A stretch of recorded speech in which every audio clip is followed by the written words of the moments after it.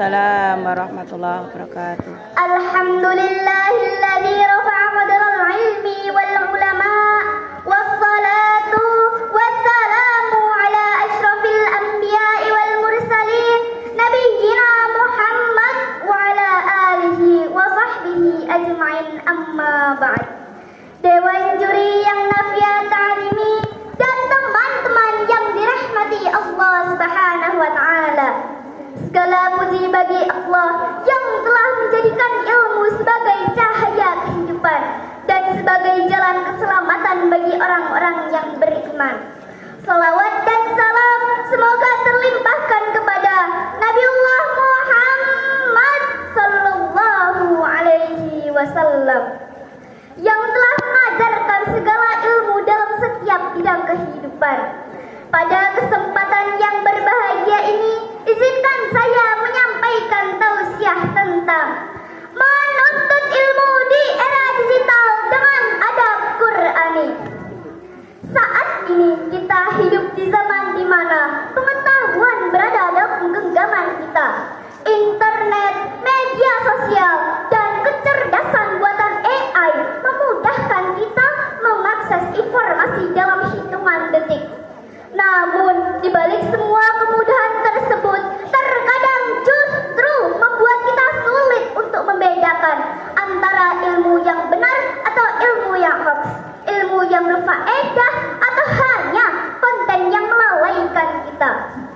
Teman-teman yang berbahagia, adakah di antara kita hingga hari ini belum mengenal ponsel atau HP? Ada? Tidak ada. Atau bahkan ada yang setelah bangun tidur langsung membuka HP untuk sekedar menonton atau mencari informasi. Benar begitu bukan? Benar. Namun ingat ya teman-teman, mencari ilmu tidak cukup hanya dibaca dari layar saja, tidak cukup hanya di scroll dan share saja, tetapi ilmu itu butuh tekad, butuh guru, butuh adab, serta perjuangan. Teman-teman yang dirahmati Allah Subhanahu wa ta'ala, teknologi adalah alat, sedangkan ilmu adalah pelita. Jika ilmu dicari tanpa adab, ia akan gelap dan membahayakan. Oleh karena itu, menuntut ilmu di era digital wajib dibarengi dengan adab Qur'ani. Lalu, bagaimana caranya teman-teman? Ada yang tahu?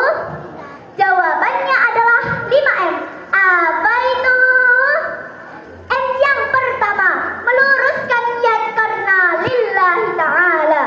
Mencari ilmu semata-mata, mencari ridha Allah, bukan netizen, sebagaimana diajarkan dalam wahyu pertama.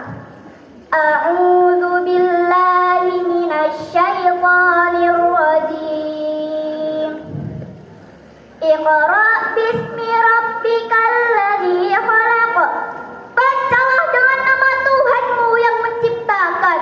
Dalam hadis juga dijelaskan, wa ma salaka tariqan yaltamisu fihi ilman sahalallahu lahu bihi tariqan ilal jannah. Barang siapa yang menempuh jalan dalam rangka menuntut ilmu, maka Allah akan mudahkan baginya jalan menuju surga. Hadis riwayat Muslim.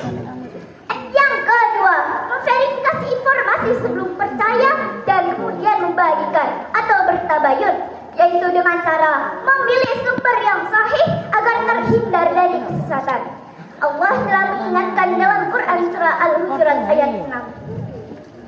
A'udzu billahi minasyaitonir rajim. Ya ayyuhalladzina amanu ya ja'akum fasiqun binaba'in fatabayyanu an tusibu qauman bijahalatin fatusbihu ala ma fa'altum nadimin. Wahai orang-orang yang beriman, jika seseorang yang fasik datang kepadamu membawa suatu berita, maka telitilah kebenarannya agar kamu tidak mencelakakan suatu kaum karena kebodohan kecerobohan yang akhirnya kamu menyesali perbuatanmu itu. Yang ketiga, menghormati guru. Adab kepada guru pun harus tetap dijaga, meskipun hanya lewat layar, yaitu berkomentar dengan bahasa yang sopan. Yang keempat, menggunakan teknologi untuk hal yang bermanfaat. Misalnya, untuk keperluan belajar, mendengarkan kajian, mendengarkan Al-Quran digital, dan menyebarkan kebaikan. Bukan untuk maksiat seperti menghujat, menghina, atau menyebarkan hal yang tidak diridhai Allah Subhanahu wa Ta'ala. Yang kelima, mengamalkan ilmu yang telah didapat agar mendapatkan keberkahan. Dari apa yang saya sampaikan tadi dapat diambil kesimpulan bahwa sebagai generasi muslim kita harus cerdas digital. Namun kita harus berpedoman pada Al-Quran dan Sunnah agar ilmu yang kita dapat berkah dunia dan akhirat. Amin. Dewan juri yang saya hormati dan teman-teman yang dirahmati Allah Subhanahu wa Ta'ala.